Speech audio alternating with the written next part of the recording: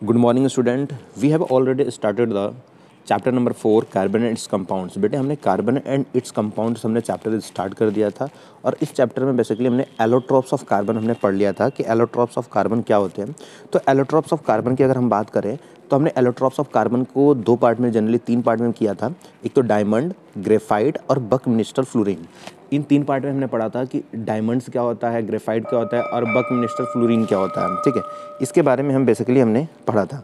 अब देखो उसके बाद हमारा होता क्या है उसके बाद हम कार्बन की पढ़ेंगे। कार्बन जो है एक ऐसा एलिमेंट है, मतलब कार्बन के पास एक ऐसा एलिमेंट है जो अपने ही एटम से, मतलब अपने ही कार्बन एटम से क्या करता है, एक लंबी सी चेन बनाता है और उस प्रॉपर्टी का नाम क्या बोलते हैं, कैटिनेशन की प्रॉपर्टी। मतलब कार्बन जो है कैटिनेशन की प्रॉपर्टी शो करता है। क्यों शो करता है? क्योंकि कार्बन ही कार्बन से मिला के, मतलब कार्बन जो है कार्बन से ही मिलकर एक लंबी सी चैन बनाता है, स्ट्रेट चैन बनाएगा, ब्रांच चैन बनाएगा और क्या बनाता है, हमारा रिंग चैन बनाएगा। इसकी बोलते हैं कैटिनेशन की प्रॉपर्टी। ऐसा क्यों करता है?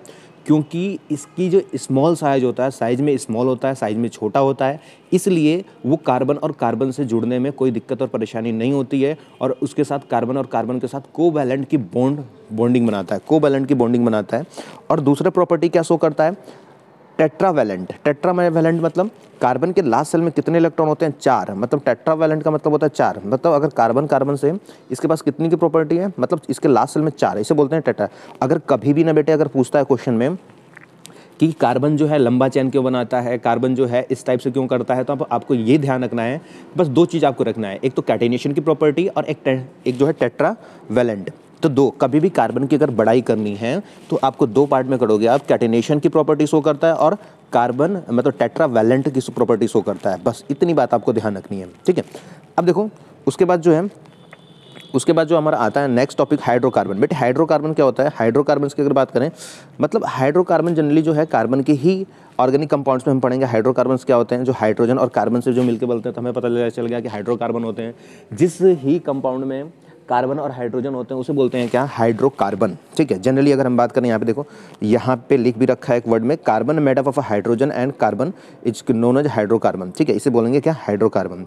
तो बेसिकली हमने हाइड्रोकार्बन, जनरली हाइड्रोकार्बन में हमने कितने टाइप्स के पढ़ेंगे, एक सैचुरेटेड पढ़ेंगे, अनसैचुरेटेड। सैचुरेटेड मैंने आपको बताया था, सैचुरेटेड क्या होते हैं, अनसैचुरेटेड क्या होते हैं। सैचुरेटेड वो होते हैं बेटे जिनमें ओनली सिंगल बॉन्ड लगता है, मतलब कार्बन और कार्बन के बीच में अगर सिंगल बॉन्ड है तो इसे बोलेंगे सैचुरेटेड कंपाउंड। अगर कार्बन और कार्बन के बीच में डबल बॉन्ड और ट्रिपल बॉन्ड है तो इसे बोलेंगे क्या, अनसैचुरेटेड कंपाउंड। बस आपको ये ध्यान रखना है कि कार्बन और कार्बन के बीच में अगर सिंगल बॉन्ड है तो उसे बोलेंगे सैचुरेटेड कंपाउंड, और कार्बन और कार्बन के बीच में डबल और ट्रिपल बॉन्ड है तो उसे बोलेंगे अनसैचुरेटेड कंपाउंड। ठीक है, अब देखो इसमें दो पार्ट में और आता है हमारा एल्कीन, और क्या आता है हमारा,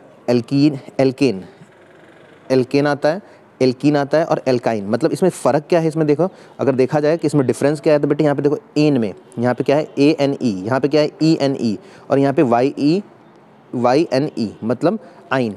इसे बोलते हैं ANE, लास्ट में देखो यहाँ पे ENE इन, और यहाँ बोलेंगे आइन। ठीक है, तीन टाइप्स के हो गए, मतलब एन, इन, आइन, थ्री टाइप्स के हो गए।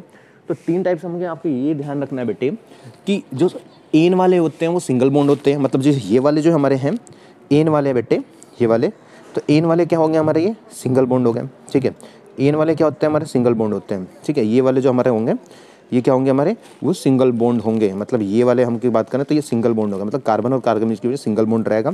अगर मैं इसकी बात करूँ आइन वाली की, तो इसके कार्बन और कार्बन के बीच में क्या रहेगा, डबल बॉन्ड रहेगा। ठीक है, और यहाँ पे आइन, ठीक है, इन था ये, और इसके बीच में क्या होगा, ट्रिपल बॉन्ड रहेगा। ठीक है, तो इसे बोलते हैं एल्कीन, एल्कीन और एल्काइल। ठीक है, इसके फॉर्मूले की अगर बात करें हम बेटे, तो फॉर्मूले में अगर हम बात किया जाए बेटे, तो फॉर्मूले इनके अलग अलग होते हैं। ठीक है, अगर इसकी बात करूँ किसकी, एल्केन की। ठीक है, एल्केन का जो फॉर्मूला होता है CnH2n+2। ठीक है, इसका जो फॉर्मूला ये होता है, और इसमें एल्कीन का कितना होता है, Cn, ठीक है, H2n होता है बस, और आइन का कितना होता है बेटे, Cn, ठीक है, H2n-2। बस आपको ये ध्यान रखना है, ये फॉर्मूले याद रखना है और कुछ नहीं ध्यान रखना है।